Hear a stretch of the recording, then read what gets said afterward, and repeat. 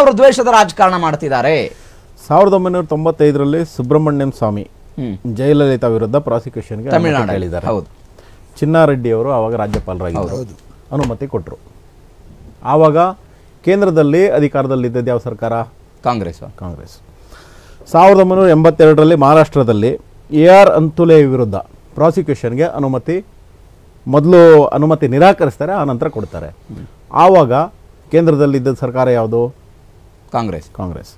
1997ರಲ್ಲಿ ಬಿಹಾರದಲ್ಲಿ ಇವಾಗ ಇವರು ಪಾರ್ಟ್ನರ್ ಆಗಿದ್ದಾರಲ್ಲ, ಲಾಲೂ ಪ್ರಸಾದ್ ಯಾದವ್ ಮತ್ತೆ ಜಗನ್ನಾಥ್ ಮಿಶ್ರಾ ಇವರು ವಿರುದ್ಧ ಪ್ರಾಸಿಕ್ಯೂಷನ್ಗೆ ಅನುಮತಿ ಕೊಡ್ತಾರೆ ರಾಜ್ಯಪಾಲರು.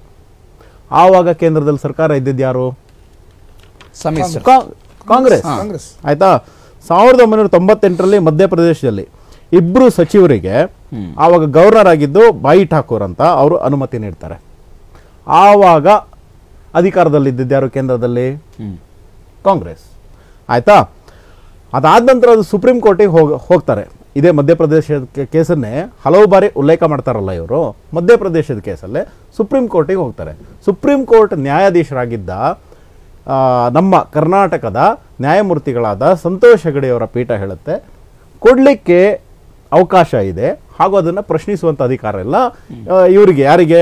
ರಾಜ್ಯಪಾಲರಿಗೆ ವಿವೇಚನಾಧಿಕಾರವನ್ನು ಸಂವಿಧಾನವೇ ಕೊಟ್ಟಿದೆ. ಎರಡು ರೀತಿಯ ವಿವೇಚನಾಧಿಕಾರವನ್ನು ಕೊಡಲಾಗಿದೆ, ಒಂದು ಕಾನ್ಸ್ಟಿಟ್ಯೂಷನಲ್ಲು, ಇನ್ನೊಂದು ಸಿಚುವೇಶನಲ್ ಅಂತ. ಅದರಲ್ಲೇ ಇದೆ ಸಿಚುವೇಶನಲ್, ಸಂದರ್ಭಾನುಸಾರ ತೆಗೆದುಕೊಳ್ಳುವಂಥ ವಿವೇಚನಾಧಿಕಾರ.